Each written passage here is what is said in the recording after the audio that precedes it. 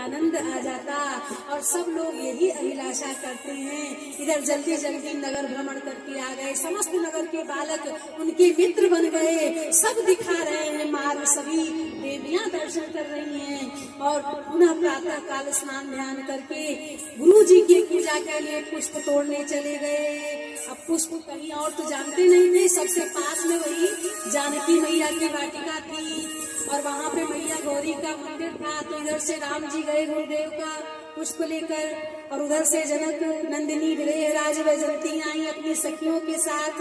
गिरिजा पूजन जननी पठाई, गिरिजा पूजन जननी पठाई। गिरिजा पूजने के लिए माता ने भेजा था, सखियों के साथ आई। माली ने रोक दिया, अरे ठहरो, कहाँ से आए हो? उसने सोचा नए नए राजकुमार हैं, इतने प्रिय लगते हैं, ऐसे तो बात हमसे करेंगे नहीं, कोई बहाना से फंसा के उनसे बात करें और हम भी अपने जीवन का सार्थक कर लें। और इस प्रकार से रोका है। काहे को हमारी राजकुमारी की वाटिका है, यहाँ पे बालकों का प्रवेश, पुरुषों का प्रवेश वर्जित है। तो कहा कि देखिए हम तो परदेसी है बाबा।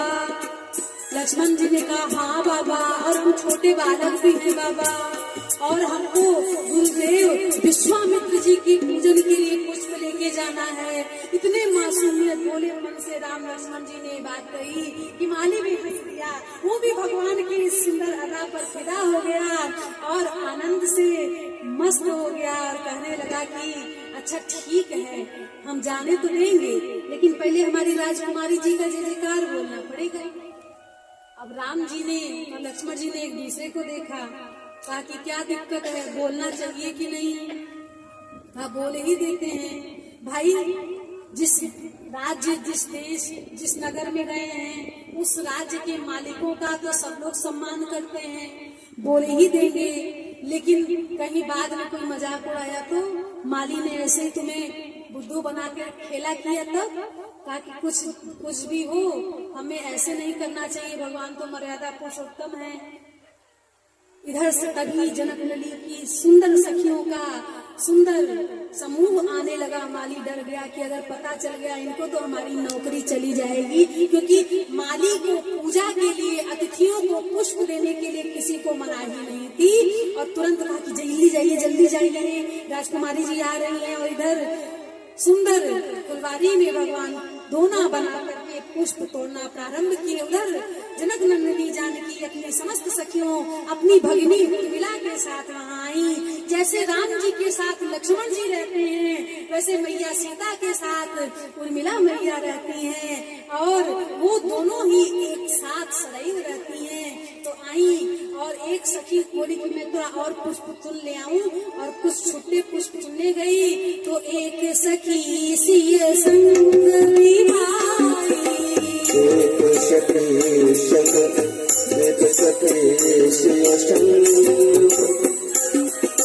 गई रही देखन फुलवाई, और भैया फुलवारी देखने का तो दूर, जो समस्त संसार को आनंद देने वाले, समस्त पुष्पों को खिलाने वाले मेरे प्रभु हैं, उनके दर्शन कर लिए। और अब तो वो विदेह हो गई और दीवानी सी होकर, आनंदित होकर चली गई। और बस इतना ही कह पाए कि बगिया में कोई आए हैं। सखियों ने कहा ऐसा कौन आए हैं, क्योंकि कोई डरावना चीज भी नहीं दिख रहा है, ऐसी सोई जा रही है, ऐसी दीवानी हुई जा रही है। सखियों ने कहा चल हम भी देखें कौन आए हैं, जरा चल। तो जानकी जी ने कहा कि छोड़ो, पहले पूजा नहीं, पहले चलो सखी, पहले देख के आए, जब हमने तो देखे कौन आए हैं।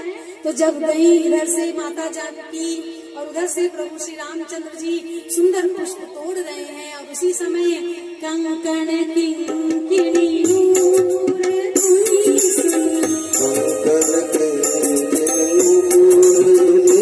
माता के कंगनों की छमछम, पायल की छमछम, कंगन की खनखन, नूपुर की शब्द को सुनकर भगवान का मन मोहित हो गया। और वो भी क्यों न, ये तो वही है जो उनकी जन्म जन्मांतर की अर्धांगिनी संगिनी, उनकी प्राण वल्लभा है। कहत लखन सन राम हृदय गुनी,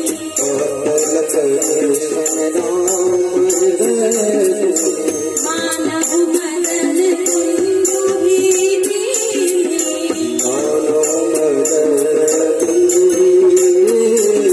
सहसा विश्व विजय करने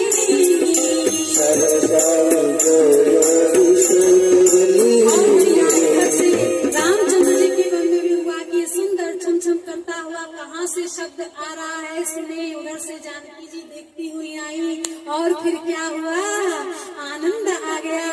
मैंने एक फूल जो सीने पे सजा रखा था, मैंने एक फूल जो सीने पे सजा रखा था, उसके साए में तुझे दिल में छिपा रखा था जुदा सबसे, था जुदा सबसे। मेरे इश्क का अंदाज सुनो, मेरी आवाज सुनो, मेरी आवाज सुनो। और आवाज ने क्या कहा, आवाज कहती है कि राम देखे सिया और सिया राम को चारों अखियां लड़ी की लड़ी रह गई।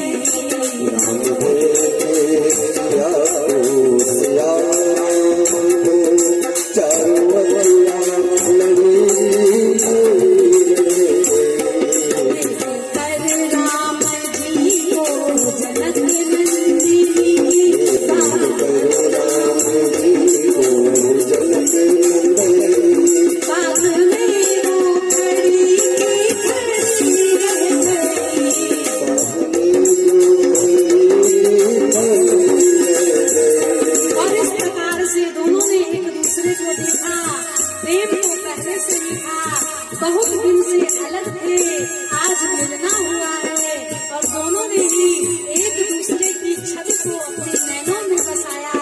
और सखियों ने कहा क्यों सखी अब नहीं करूंगी गौरी पूजन, माँ के भय से। माता सीता ने कहा हाँ चलो चलो गौरी पूजन करते हैं। इधर रामचंद्र जी भी याद आया कि गुरुदेव को पुष्प देने हैं, तो दोनों लोग यज्ञ तक चले गए और माता सीधे गई मैया गौरी के चरणों में। जय जय गिरिवर राज किशोरी, जय जय गजबदन खड़ानन माता, आदि मध्य अवसान अमित प्रभाव वेद नहीं जाना।